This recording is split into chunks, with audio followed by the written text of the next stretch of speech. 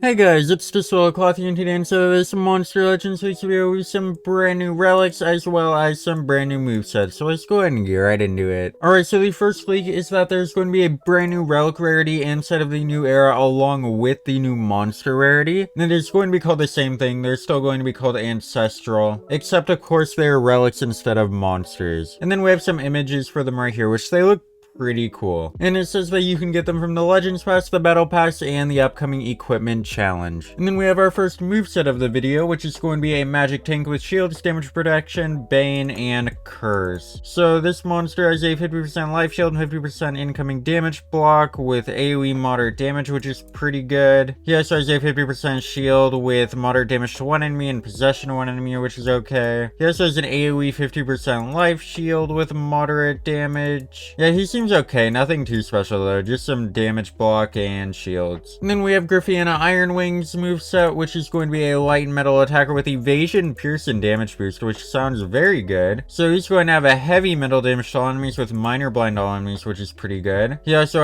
applies pierce to himself, deals massive light damage, and applies evasion and removes pierce from himself afterwards. And then he has a damage boost with an extra turn, which is really good. He also has an evasion and true vision. He's got evasion and double damage. So yeah, an overall really good monster. He'll be able to apply a ton of damage to the enemies. And then we have Clara Claws, which is going to be a fire controller with baby reversion, cold blood, cooldown activation, burn, and poison. So it's going to have an AoE cooldown activation with burn and also cold blood. And then it also has an AoE fire with burn and poison and an AoE baby reversion. It seems okay, nothing too great though. And then we have the first ancestor relic right here, which is going to be the armor, and it is going to give armor to the wearer, of course, and it will also go ahead and deal damage to the attacker if you get attacked, and it'll also deal more damage if the attacker is a galactic or older monster, which is kind of not very good. I mean, of course it is very powerful, but making older monsters worse is not a very good thing to do, especially in a way like this. And then we have the trap for the ancestral relics. It is going to remove stamina, which is really good. It can also remove more stamina from all enemies and apply a random torture. And it can also do another random torture if you have a monster in the underworld dwellers on your team, which is pretty good as well. And then we have the staff, which is going to go ahead and remove stamina from all enemies, which is really good. And if any enemy is under control, it can apply a random control to damaged enemies, which is really good. And then if all allies are from the old Seaguard faction, it can remove stamina from a random enemy and apply freeze to a random enemy, which is also pretty decent. And then we have the shield, which is going to give armor, which is pretty good. It can also go ahead and increase maximum life and give shield. And then if all allies are from the pure Gaia faction, it can apply 50% life shield to all allies, which is pretty good. And then we have the essence, which can revive the wearer, which is really good. And it can also give power and apply damage protection. And then if all allies are from the Cosmos civilians, and if the wearer's life is below 50%, it'll apply double damage, which is very, very good. This is probably the best one. And then we have the amulet, which is going to remove stamina from damaged enemies. And then it can also go ahead and remove stamina from an enemy again and apply a random debuff to all enemies. And then it can also remove positive status effects from a damaged enemy, which is very good. Then we have the mask, which is going to give stamina to the wearer, and it can also give armor and apply a random buff, which is pretty good. And if all allies are from the Fury Dojo faction, it can apply evasion, which is really good. And then we have the banner, which can heal the targets, and then it can also go ahead and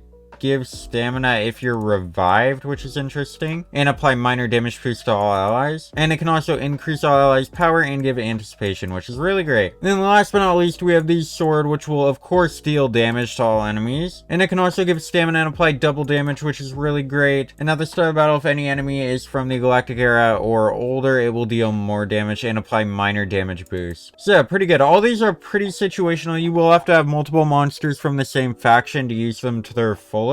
But yeah, they definitely seem pretty good. And then we have another moveset for Pryonic, which is going to be a water thunder attacker with hurt, poison, toxin, and nanovirus. So he has a lot of moves that can remove percentage amounts of health from the enemies, which is pretty good. He also has nanovirus and toxins in AoE form, which are also really good. So yeah, he's going to be a pretty good monster to have. But I don't think he'll be like super good because you aren't like doing damage, you're just doing like 50% of total life, which is kind of meh. He does have one moderate damage, but that's it. And then we have a Rhino summon, which is going to be a light metal tank with heal, stun, life steal, life regeneration, and increased life. So he has single target stun and steal life from one allies and applies a life regen, which is pretty good. He does have a 20% maximum life heal, 30% allies, and apply 50% damage mirror, which is pretty good. So overall, this monster is going to be a pretty good tank to have. He seems like he's going to be very powerful. And then the last moveset we have is Starman Santa, who's going to be a water support with stamina regen, heal, immunity to freeze, and triple damage. So he has an AoE, stamina regen, and remove all negative status effects, which is pretty good. He does actually have a triple damage, which is really good. And that also gives stamina regen. And is a moderate water damage to all enemies and damage boost to all allies, which is really good. He can also give 60% stamina to all allies and heal all allies, which is a really good move. So overall, he's going to be a pretty decent support. So yeah, that is going to be it for this video. Let me know down in the comments what you guys think is the best monster we looked at in this video and the best relic we looked at. Personally, I do think that the essence is the best relic we looked at, and as for the monster, it's probably got to be the tank up here. Either this tank right here or the attacker right here, because of course Pierce and Evasion are very powerful. So yeah, don't forget to like, share, and subscribe for more videos like this, and I'll see you in the next one. Goodbye.